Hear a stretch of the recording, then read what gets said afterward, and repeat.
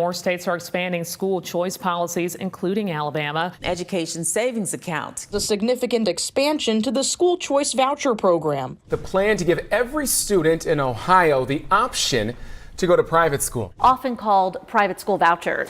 It's one of the most popular yet divisive debates in education today, school choice. From vouchers to tax credits, what do they mean and who really benefits? On May 3rd, Texas joined the growing list of states switching to school choice, launching its own program into law. Gone are the days that families are limited to only the school assigned by government.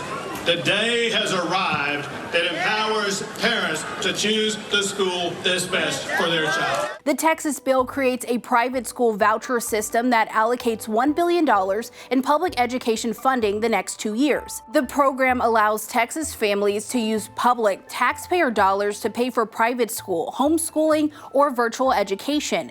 Families can receive up to $10,000 per child annually. For children with disabilities, it's up to $32,000. Before Texas, Tennessee passed its universal school choice program in February, a little less than a year before. Alabama passed its universal school choice program, the Choose Act. Our plan will not only work for Alabama families, it will work for our state and will be effective and sustainable for generations to come. Advocates say demand for school choice has never been higher as parents grow dissatisfied with their children's education, especially after COVID-19. However, critics warn these initiatives can shift critical funding away from public schools to private ones. For students who are in public schools who are leaving to take up these vouchers, it can have pretty severe effects on the public schools. Public schools rely on enrollment to determine their funding. When a policy shock happens, like voucher programs, this essentially leads to a shock in potential enrollment decline. That means they're getting a shock in their funding that they did not anticipate. What that means essentially for the public school is now they have fewer funds available to educate the students that remain in public school. Hillary Wething is an economist with the Economic Policy Institute, which receives some funding from teacher unions. She says changing funding has lasting effects. Wething tells us schools count on the funds for fixed costs like electricity, heating, and food. As a result, they have less money to spend on costs like salaries. But not all school choice programs are created equally. School voucher programs are state-run systems that allow parents to use public funding for private school tuition.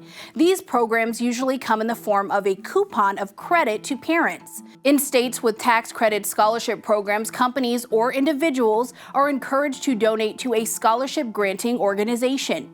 Those organizations then give money to eligible students to use toward tuition at a private school. And then there are states with education savings accounts, or ESAs. They set aside funds in individual accounts for participating students. Parents can withdraw that money to spend on approved educational expenses. These funds can be used for private school tuition or other educational purposes like tutoring, online courses, or transportation. These programs originally targeted students with disabilities, but many states have started expanding them to allow most families to participate. Families on these programs will not get the entire amount the state spends on a student on average. Most programs give families around 60 to 90% of what the state spends on a student. What's left, typically the federal and local funding, remain with the public school system or get retained by the state. Now, not every state runs its program the same way. Take Florida, for example. It offers a universal ESA program. Florida gives each K-12 student more than $8,000 for private school, homeschool materials, online courses, tutoring, and more. Indiana, on the other hand, uses a voucher system. It gives most K-12 students in the state up to 90% of what their public school would have spent on them, about $6,300 on average, according to EdChoice. The public school system and the state get to keep what's left of the funding. A major difference, Indiana has limits on who qualifies. Florida has no limits. In 2022, Arizona lawmakers passed a school ESA bill. ProPublica reports the plan originally was set to cost the state just under $65 million. Instead, it ballooned to more than $320 million, causing a state budget crisis. That claim, which originated from a teacher union, is often refuted by pointing to school choice programs' effects on education budgets. Despite the ESA program being bigger than expected, Arizona ended fiscal year 2024 with educational spending at more than $4 million under projections. Nathan Sanders, a policy and advocacy director for EdChoice, an organization that backs voucher and ESA efforts, says parents use these programs to better exercise their options for their children's education. Okay, well, let's give parents options. And that's what these educational choice programs do, is they give parents the opportunity to have those options and say, I'm not satisfied with this school, I'm going to go and homeschool my kid and use these resources for homeschooling, or I'm going to go use these resources for a micro school or a private school down the road. I think we always try to remind people that that's where the focus is. It's about the families and it's about what's best for them. And I think we put a lot of emphasis on trusting parents and letting parents make the decisions for their kids. While many lawmakers, voters, and parents groups support these types of programs, there are groups pushing back. Among them, the National Education Association. The NEA is the largest labor union in the U.S. that represents public school teachers and faculty. The NEA, which backs Webbing's EPI, believes these school choice programs could put too much financial pressure on public schools. Webbing notes when families use vouchers or ESAs, that means enrollment at their public schools drop, which leads to less funding since public schools' funding allocations are based on the number of students enrolled. What that means for the public school essentially is they're left with less funding to provide the same quality of education for students that didn't make the choice to take up the voucher program. There's inherently this cost into public schools just by being kind of the collateral damage of these voucher programs. A 2024 report by the American Federation of Teachers, a teachers union affiliated with the AFL-CIO, found that most states have devoted a smaller share of their economies to public schools than they did in 2006. The same report also found that 60% of students in chronically underfunded districts live in only 10 states. Nearly all of those states have opted for some sort of school choice program. However, the total dollar amount spent on public education has increased during that same time. A report by the Education Data Initiative also shows the U.S. is spending more per student than most other developed nations. School choice opponents say some schools are forced to cut student services due to funding decreases from these programs. I've seen services like guidance counselors, sharing nurses among a few schools, reducing the amount of pupil support services or instructional support, particularly with students that might have some learning disabilities or higher needs. All of those get cut by a bigger percentage point than they should because schools now have to pay on their fixed costs and they have fewer funds overall because of this decline in enrollment due to a policy shock that they couldn't plan for. School choice advocates counter that claim, saying the cost of these programs is a small fraction of a state's total education budget. Sanders says most programs only use about 1% of a state's total K-12 budget, though some states spend more. Educational choice programs, as it relates to education funding as a whole for every state on average, education choice programs were only about 1% of education funding. So you're talking like, you hear all these claims and these worries that this ESA funding will bankrupt states and it'll bankrupt public school system. And that can't be further from the truth. I mean, these programs are literally pennies on the dollar for what what education funding is usually in different states. Straight Arrow News research shows most states on average use about 1.74% of their total K-12 budget on school choice programs. Florida spends more than 10% of its K-12 funding on private school choice, more than any other state.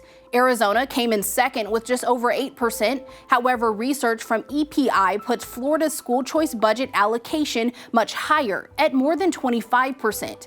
and some of these programs become more expensive than they were initially estimated to be. There's also concern private schools in states with vouchers and ESAs will raise costs. For example, a study from Princeton University found when Iowa passed its ESA plan in 2023, private schools raised tuition by as much as 25%. When the state limited eligibility to students in certain grades, private schools raised rates again, but up to 16%. Meanwhile, over the same period, private schools left rates tuition for pre-K and kindergarten who weren't eligible for the program untouched. Oftentimes, we've seen that these voucher programs, the schools that will take vouchers for students, will raise their tuition prices as the voucher funding goes in, making it still unattainable for low-income students to even take these vouchers. However, Sanders claims private schools will sometimes operate at a loss or cut parts of their budget to teach at a lower cost. He said as more families participate in school choice programs, the market will change to allow more competitive private school costs. The more families you have participating in the education market, market conditions will eventually work that out, right? After a year or two, the program is passed, things will be, new schools will start to sign up for the program, new families will start to sign up for the program, but ultimately you'll see a competitive market. And what that also means is competitive tuition and competitive education costs. Sanders and EdChoice said the ESA that Iowa provides to students still covers the average cost of private school. So even with the tuition hike, the program still covered the average cost of private school tuition. Still, critics say many of these programs don't cover the full cost of private school tuition, and even if they do, families may have extra costs associated with private schooling. According to data SAN compiled from EdChoice, state websites, and the Education Data Initiative, only 4 states, Arkansas, Iowa, Oklahoma, and Wisconsin, had voucher averages that paid the full cost of the average private school tuition in the state. Sanders says even though some states don't cover the full amount of private school, families are still happy to sacrifice for their kids' education. But say the ESA is $6,000, which is probably a good average for most states that are passing these programs. A lot of parents are able to still sacrifice, because the parents have been sacrificing before. They're able to sacrifice maybe another, a little bit of that and have this ESA to cover the rest. And that's still a huge relief to families. So even if an ESA amount seems a little bit smaller, that doesn't discount the ability for families to sacrifice and still send their kids to a better school. One thing many advocates bring up is how school choice improves students' grades. We'll take a look at the impact the programs have made so far, plus reactions from parents in part 2. School choice, is it the right choice?